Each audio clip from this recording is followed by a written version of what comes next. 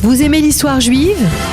Retrouvez Liana Gurfinkel dans Un jour notre histoire sur Studio Kalita, c'est tous les matins, pour découvrir ensemble les événements et les personnages qui ont fait notre histoire. Notre page historique sur Studio Kalita, comme chaque matin avec Liana Gurfinkel. Bonjour, Boker Tov.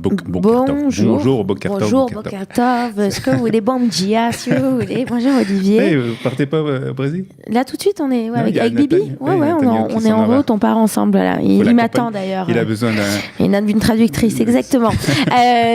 Aujourd'hui, nous sommes le 24 décembre, si vous n'aviez pas encore remarqué. Oui. Et en 1610, alors on part un petit peu en arrière, en 1610, il y a eu un traité de libre-échange qui a été signé entre le Maroc et la Hollande. Non. D'accord. Alors là, vous me regardez, vous me dites, de quoi elle veut parler ce matin? Et en fait, une des personnes qui était extrêmement centrale à la signature de ce traité, qui a été un petit peu l'ambassadeur des Marocains. Alors, il faut expliquer pourquoi c'est important, ce traité de libre-échange. D'abord, c'est la première fois qu'un pays chrétien signe un traité avec un pays musulman.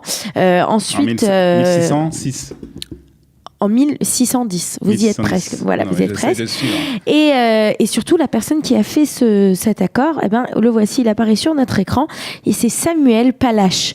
Samuel Palache, c'était un rabbin, un diplomate, un marchand, un espion, un pirate marocain, et c'est lui donc qui avait fait qui a organisé ce dialogue diplomatique qui était délicat, et c'est donc de lui dont j'aimerais vous parler ce matin. Alors, on vous écoute. Alors, on est parti. Vous êtes prêts ? Accrochez-vous, nous partons loin. Nous partons en fait à Fès, puisque c'est là qu'il va naître en 1550. On n'est pas très sûr de la date. Son père, Yitzhak Palache, est déjà un rabbin. En quelle année vous avez dit ? Qui est connu. Il est né en 1550. Ah ouais. S'il était né en 1555, il ne serait pas né à Fès, mais à Tunis. Mais bon, il est né à Fès. Son rave est déjà très connu. Son oncle, le grand rabbin de Fès, Yehuda Uziel, et il a aussi, et son fils, lui sera un rabbin de la communauté Neve Shalom à Amsterdam. Donc, si ça vous dit quelque chose, les communautés séfarades qui sont installées un peu plus tard à Amsterdam. Son père, au départ, venait de l'Andalousie, il était rabbin à Cordoue, et puis c'est une famille séfarade assez connue. Et lui, très rapidement, il se fait connaître pour ses qualités intellectuelles. Et il arrive aux Pays-Bas entre 1590 et 1597. C'est là qu'il va accompagner une délégation de la République néerlandaise qui visite le Maroc afin de discuter d'une alliance commune entre l'Espagne, d'une alliance commune contre l'Espagne et les pirates barbaresques. Donc à cette époque, c'est une époque où les pirates existent. Ouais. Souvent, les pirates sont payés par des pays. Ce sont des corsaires. Ces corsaires attaquent des bateaux qui viennent à droite à gauche. Bien sûr. C'était la seule façon de faire transporter les marchandises. Les marchandises à cette époque. Et c'est d'ailleurs, au passage, il y a encore beaucoup de corsaires, beaucoup de pirates aujourd'hui, puisque c'est aussi le plus grand moyen de faire travailler, transporter c'est aussi toujours par les voies maritimes, exactement. Et donc, c'est ainsi que le 23 juin 1608, donc Samuel Palache, est envoyé pour rencontrer Maurice de Nassau, qui est donc le prince d'Orange, et avec les États généraux à La Haye, pour négocier une alliance d'entraide contre l'Espagne. Donc ce serait le Maroc qui est au sud de l'Espagne, n'est-ce pas, de l'autre côté de la Méditerranée, et puis à cette époque la Hollande qui est bien présente un peu partout, et donc de contrer ces Espagnols. Et c'est ainsi qu'ils vont signer ce traité le 24 décembre 1610, que ce traité va permettre non seulement c'est un traité d'amitié, mais aussi de commerce libre. C'est ainsi que le Maroc va pouvoir acheter des navires, des armes, des munitions des Pays-Bas. Et c'est, comme je vous l'ai dit, un des premiers traités officiels entre un pays européen et une nation non chrétienne. Et donc c'est assez C'était assez impressionnant. Alors, il faut savoir que Palach... Donc, derrière tout ça, il y avait ce rabbin. Alors, derrière tout ça, il y avait ce rabbin qui était... Il y a eu beaucoup de recherches qui ont été faites autour de lui et autour de ce personnage.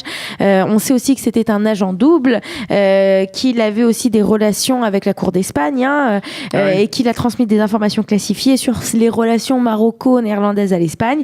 Et donc, de l'autre côté, il passait des informations sur l'Espagne, aux Pays-Bas et au Maroc. Et puis, lorsque ça a été découvert... Il avait une vie bien agitée, ce monsieur. Voilà. Quand cela a été découvert, il est tombé en disgrâce auprès du sultan. Et puis, il a continué. Alors, il a laissé le monde diplomatique et il travaillait comme marchand. Et aussi, souvent, eh bien, il avait des activités corsaires pour le prince Maurice de Nassau. Et c'est ainsi que, de temps en temps, eh bien, il arrêtait des bateaux. Voilà. Donc, c'est de lui. On va revoir son image à l'écran de ce personnage haut en couleur, Samuel Palach. Il y a des écrits rabbiniques, non. Non, c'est ses parents, c'est pas lui. Il est décédé le 4 février 1616 à La Haye. Il est enterré dans le cimetière Beth Chaim d'Ouderkerk sur l'Amstel. Voilà, donc un très vieux cimetière. C'est le plus ancien cimetière juif des Pays-Bas. Et donc, c'est de ceci dont je voulais vous parler aujourd'hui, de ce pirate. Donc, ce 24 décembre. 1610, voilà, exactement. Oui, c'est passé plein de choses ce 24 décembre, on va dire. Eh ben oui, il y a eu la naissance d'un petit juif aussi, on en a beaucoup parlé. Voilà. Très bien, merci beaucoup Eliana, on vous souhaite une bonne journée et à tout à l'heure. Vous aimez l'histoire juive ? Retrouvez Liana Gurfinkel dans Un jour notre histoire sur Studio Kalita, c'est tous les matins, pour découvrir ensemble les événements et les personnages qui ont fait notre histoire.